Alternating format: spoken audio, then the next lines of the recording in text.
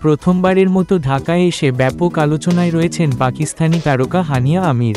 গত শনিবার সন্ধ্যায় তারকাবহুল এক জমকালো অনুষ্ঠানের মধ্যমণি হয়ে ওঠেন এই অভিনেত্রী। আর সেখানেই ঘটে যায় এক চমকপ্রদ মুহূর্ত। শনিবার মঞ্চে হানিয়ার সামনে শাকিব খান এবং শাহরুখ খানের ছবি পর্দায় নিয়ে আসা হয় এবং জিজ্ঞেস করা হয় তাদের মধ্যে কাকে বেছে নেবেন। মঞ্চে উপস্থাপক যখন হানিয়াকে এই দুইজনের মধ্যে একজনকে বেছে নিতে বলেন, তখন হানিয়া শাকিব খানের নাম বলেন।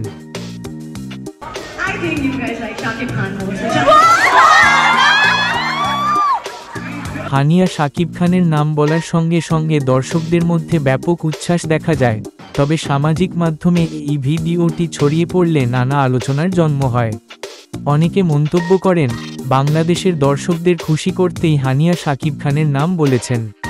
এতে তার সত্যিকারের পছন্দের বিষয়ে প্রশ্ন ওঠে। কিন্তু শাকিবের নাম বলার পরপরই একটি কথা বলতে শোনা যায় হানিয়াকে। তাতে খানিকটা স্পষ্ট হয় ঠিক কেন শাকিব খানের নাম নিয়েছিলেন হানিয়া আমির। এই সময় উচ্ছ্বাসের সঙ্গে হানিয়াকে বলতে শোনা যায়, আমার মনে হয় আপনারা শাকিব খানকেই বেশি পছন্দ করেন। এই মন্তব্য থেকে বোঝা যায়, দর্শকদের পছন্দের প্রতি সম্মান জানাতেই তিনি শাকিব খানের নাম নিয়েছেন। তবে প্রকৃতপক্ষে তিনি শাহরুখ খানের অনেক বড় ফ্যান। ভিডিওটি ভালো লাগলে অবশ্যই লাইক এবং সাবস্ক্রাইব করবেন। ধন্যবাদ।